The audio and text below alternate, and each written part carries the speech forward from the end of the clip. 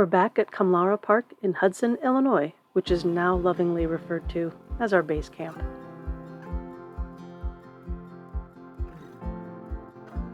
We'll be coming back here regularly to visit Michael and Sarah, who still live at Normal. We'll also do a lot of the typical mundane tasks, such as doing laundry, stocking the kitchen pantry, picking up mail and packages, as well as cleaning our truck, camper, and boat. Comlara Park is an easy stop just off Route 39 at the Hudson exit, which is just north of Normal, Illinois. It's a great stop if you're going between St. Louis and Chicago. Here are 4 tips if you're planning on a stop at Comlara Park. Bring your bike. Comlara Park has some good hiking and biking trails. The one we particularly enjoyed started right behind the visitor center. They have a helpful interactive map online to get additional information. The campground is also large enough that taking a bike is the best way to get between the different sections of the campground and the visitor center.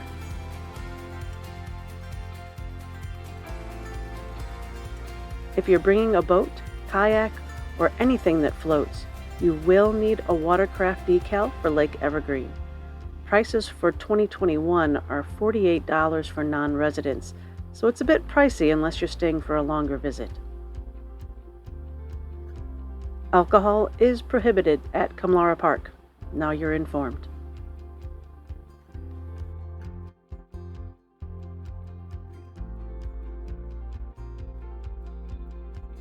The campground is broken up into 3 main sections. The front section tends to be quiet even on the weekends and is best for larger rigs. This is the only location that has pull-through sites. This area is also open year-round so you can get electricity. As I understand, there are a few spigots open during that time, but not sure exactly which ones. Dump station is also open year-round.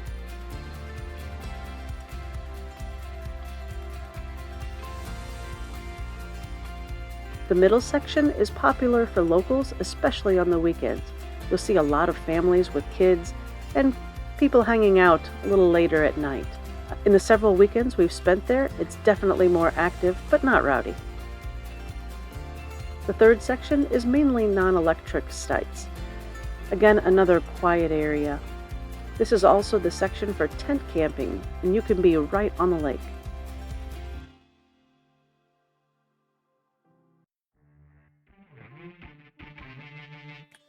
Being on the road for only 6 weeks, we wanted a way to clean our truck camper and boat somewhat regularly.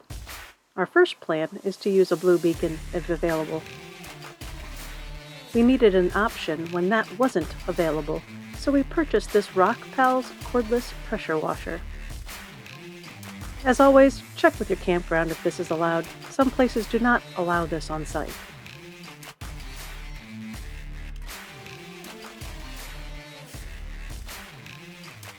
It's a pretty simple system, and it packages fairly small.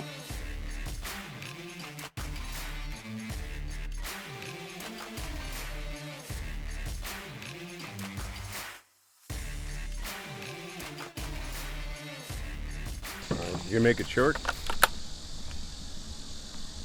just pops off, or you can make a long one. Like for us, we got to reach our top of our camper, so make a long one. Do it correctly, be right.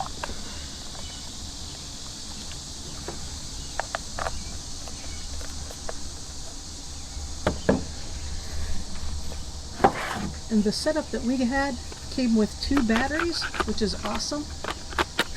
Our boat took just over 1 battery to complete, and that was inside and outside. So we're hoping that the host camper will take 1.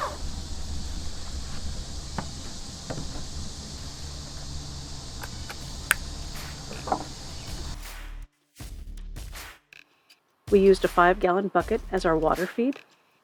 I personally like the bucket option since you can move it around as needed.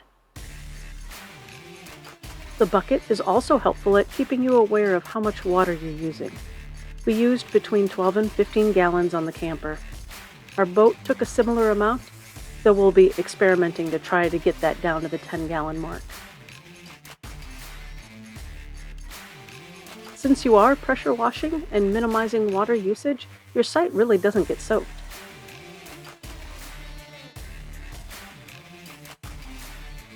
I was originally eyeing a Lippert pressure washer, but chose to buy this Rockpals version since it was about half the price.